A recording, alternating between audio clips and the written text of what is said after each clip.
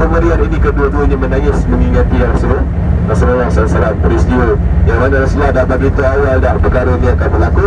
Bezanya semasa perkara tersebut berlaku sudah ketika itu ketiadaan Rasulullah sallallahu alaihi wasallam.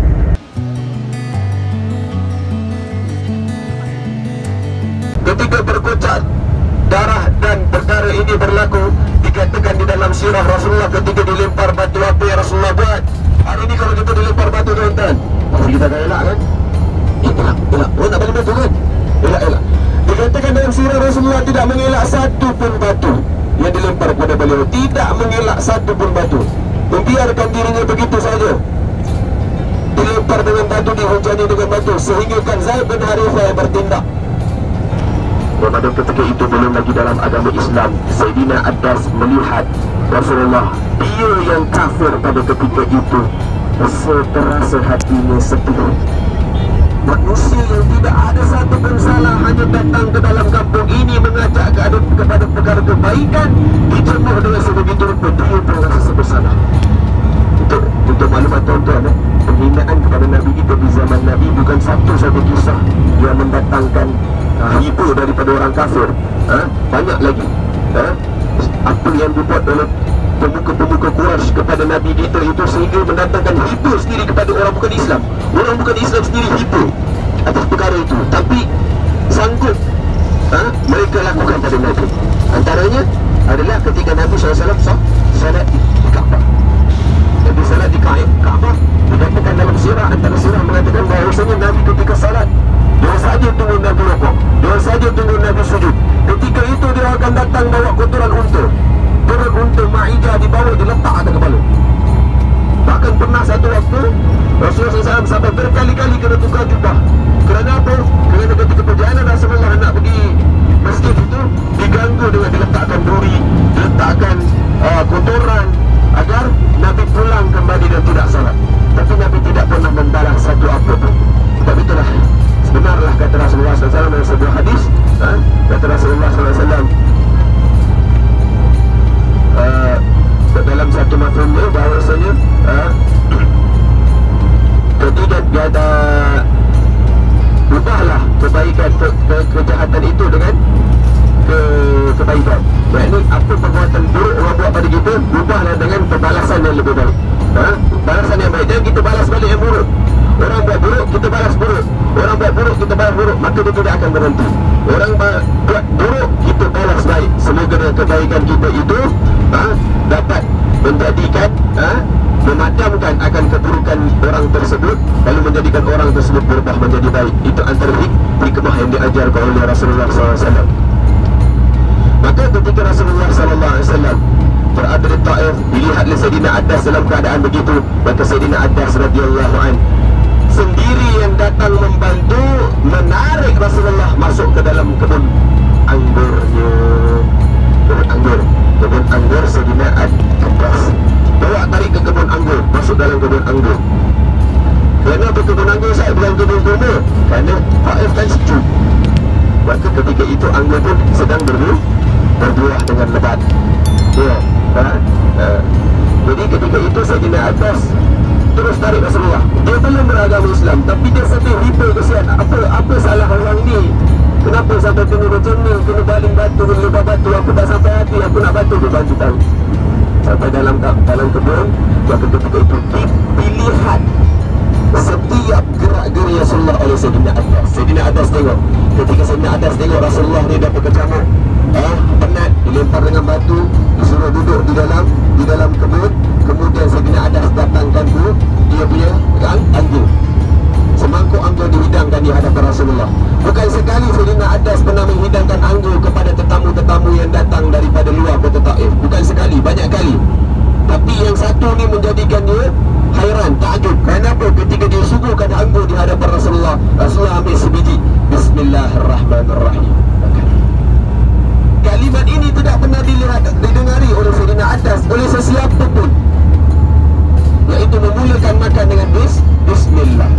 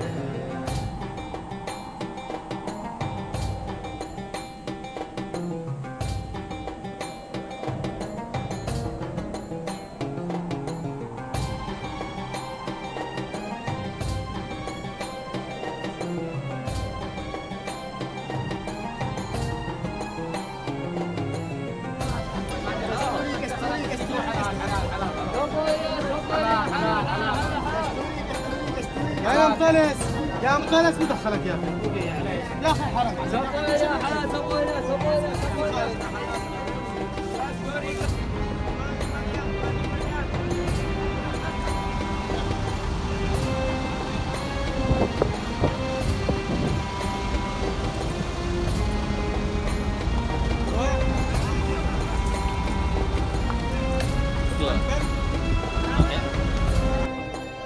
Warahmati beliau dan meletakkan beliau di kalangan hamba-hamba Allah yang diridai oleh Allah Subhanahu Wa Taala. Amin amin amin amin ya rabbal alamin.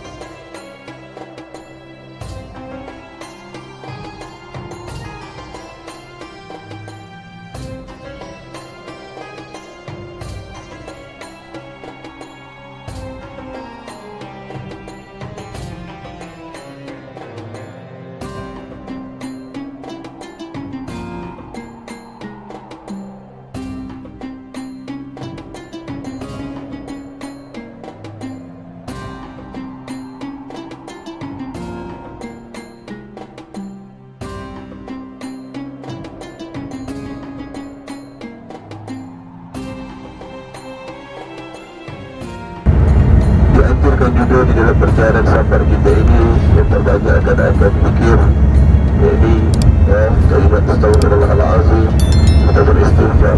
Karena fikir yang dianjurkan di kota Mekah ini iaitulah istighfar kepada Allah Subhanahu Wa Taala. Sebanyak mungkin kita cuba untuk istighfar, semoga Allah Subhanahu Wa Taala berkenan mengampuni dosa-dosa kita yang lepas dengan asbab umrah kita, dengan asbab ziarah kita, dengan asbab kita ingin belajar tentang ilmu-ilmu, ingin belajar akan sirah-sirah yang ditinggalkan oleh baginda dan Musa Muhammad sallallahu alaihi wasallam. Suraqah bin Malik yang mengejar Rasulullah ketika Rasulullah SAW pergi ke kota berhijrah, Rasulullah berhajat untuk berhijrah ke kota Mekah. Dari kota Mekah ke kota Madinah. Asla dikejar juga antaranya yang namanya Suraqah bin Malik. Suraqah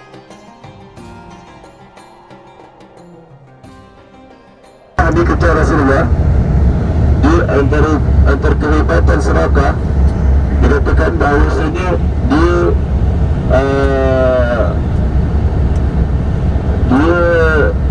antara orang yang pakar tentang padang pasir. Jadi dia kalau kesan orang lalu ni, dia angkat pasir, turun ke mana pasir tersebut, depunya ke mana, dia tahu dah orang ni menuju ke mana. Pakarnya dia pakar pada pasir Suraqah. Jadi ketika Suraqah dengar turun atas tadi masih atas dulu bukanlah sebagus begini lah. Dia hanya cantik-cantik begini sajalah, cantik-cantik begini saja. Tawaran yang begitu besar, 100 ekor unta. Bahkan ada katakan kalau dia itu belum berkahwin akan diberi wanita yang cantik, paling cantik. Kemudian akan diberikan harta yang banyak kalau dia semua berebut akan tawaran itu. Mereka mencari Rasulullah. Maka ketika mereka nampak Suraqah bagaimana datang, Suraqah kata, "Di mana? Tidak bisa siap. Kau tak tahu ke Suraqah? Dalam bahasa kita kau tak tahu ke? Kita ada tawaran ni. Siapa dah datangkan Muhammad? Kau dapat harta banyak." Maka kita seperti jatuh kata Suraqah. Kata, "Saya dah. Aku cari dah. Tak jumpa." Ya, Suraqah dah cari seorang lah. Berapa nak cari kat mana? Dia kata, "Aku tak nak. Tak payahlah, tak payah. Kau tahu aku punya power macam mana. Kau tahu aku punya handal macam mana dalam padang pasir. Kemahiran aku." Akhirnya mereka duduk. Ketika mereka sampai ke Mekah, Suraqah pergi. Suraqah pergi dengan kuda. Memang jalan dia jalan yang dilalui oleh Rasul. Dia pakar. Jalan yang dia datang, dia cari memang jalan tu dilalui oleh Rasul. Dan dia sempat kejar Rasul. Ketika dia sampai di belakang, dengan pedangnya yang terhunus, dikeluarkan pedangnya, nak panah. Ketika dia keluar pedang je, terbenam 2 kaki kuda di depan. Terjerumus di dalam para pasir. Betul, Muhammad, tolonglah aku. Aku janji aku tak bunuh kau, aku tak kejar kau. Lalu Muhammad doa, ya Allah, ampunkanlah salah aku.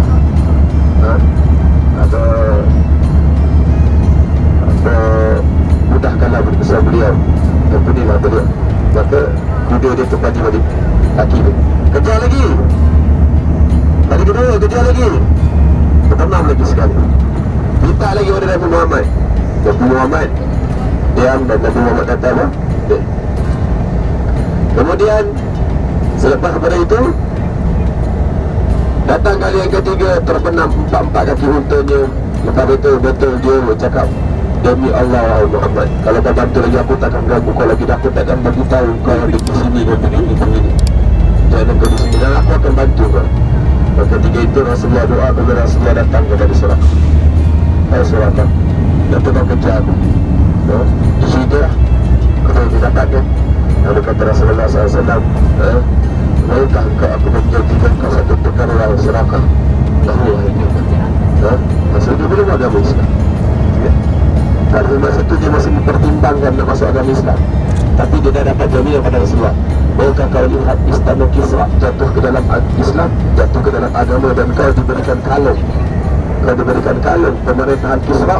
Bagi Kisra dari dulu Kaisar dan Parsi berkuasa besar. Rasulullah sudah jamin bagi tahu dulu. Padahal Kaisar dan Parsi itu berjaya dikuasai Islam di zaman Sayyidina Umar. Tapi Nabi awal lagi dah beritahu, oh tak engkau, nanti engkau akan mendapat dan diberikan akan hadiah singgah sana Kaisar, mahkota Kaisar. Tahu. Maka ketika selepas Rasulullah meninggal dunia, dia pun dah masuk dalam agama Islam. Rasulullah dah wafat. Dia sentiasa menunggu saat itu. Sentiasa, kerana dia tahu Rasulullah tak pernah menipu. Rasulullah tak pernah seperti mana Allah berfirman dalam Al-Quran, wa ma yantiqu 'anil hawa in huwa illa wahyun yuha. Tidaklah Muhammad itu yang apa yang disebutkannya melainkan tidaklah yang disebut oleh Muhammad itu daripada hawa, daripada turutan nafsu dia. Nabi tidak mengatakan sesuatu ikut nafsu dia, melainkan in huwa illa wahyun yuha, melainkan apa yang ia sampaikan itu apa yang kami wahyukan kepada-Nya. Maka itulah Nabi Muhammad bagi tahu tu Suraka turun berjaya. Lepas Suraka masuk dalam agama Islam, dia sentiasa menanti akan saat itu. Sehinggalah sampai satu saat di zaman pemerintahan Sayyidina Umar Al-Khattab, semua secara keseluruhannya dapat menguasai Kaisar, Parsi dan Kisra. Maka ketika itu terjadilah pemberian harta ghanimah, harta peperangan.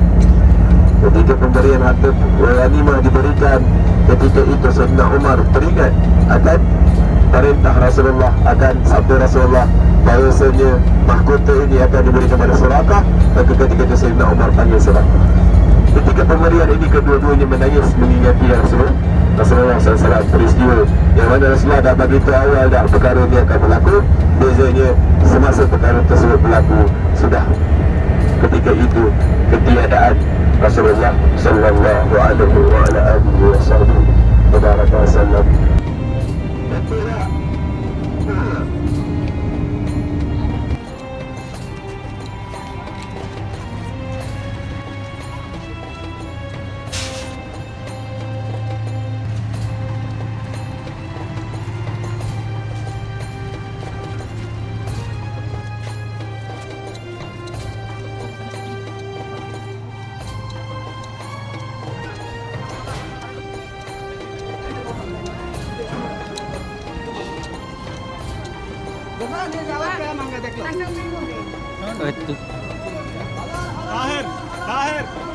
Tahir 10 मुर्गी डाल लाओ, वो मांगने तो 10 मुर्गी लाओ।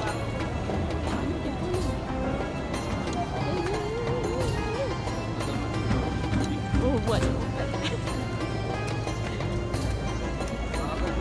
Mix kambing dengan ayam.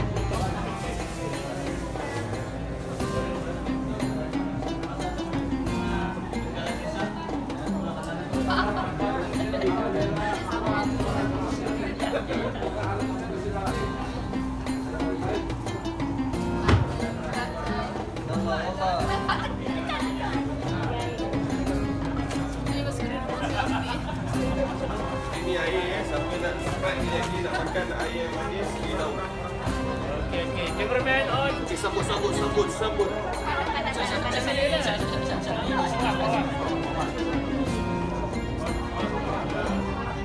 Cukup bangkai, saya akan tambah lagi bantai cukup. InsyaAllah. Makannya order je. Saya ni Faidah, saya tak terima kasih tu. Kita tak